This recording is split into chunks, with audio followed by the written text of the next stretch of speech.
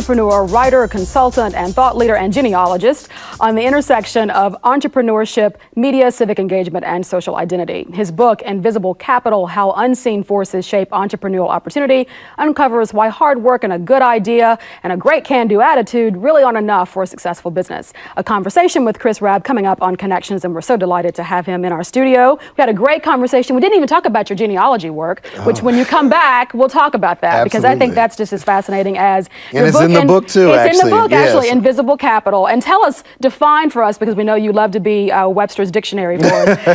Explain for us what you mean by invisible capital. Well, invisible capital is all the things that impact business viability when hard work, a great idea, and a good attitude are simply not enough. It's those unseen forces, the things behind the scenes that have the greatest influence on how successful we can be, conventionally or otherwise.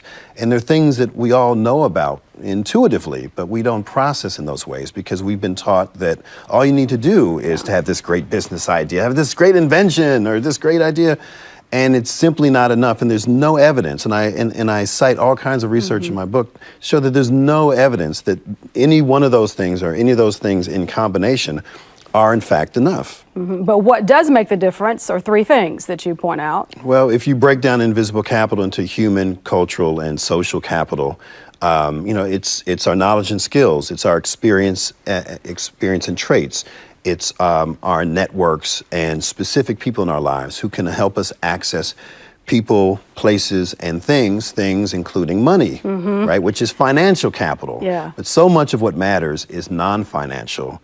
And the two are related. And if you just think about money alone, you're thinking about things in a vacuum, which is never good.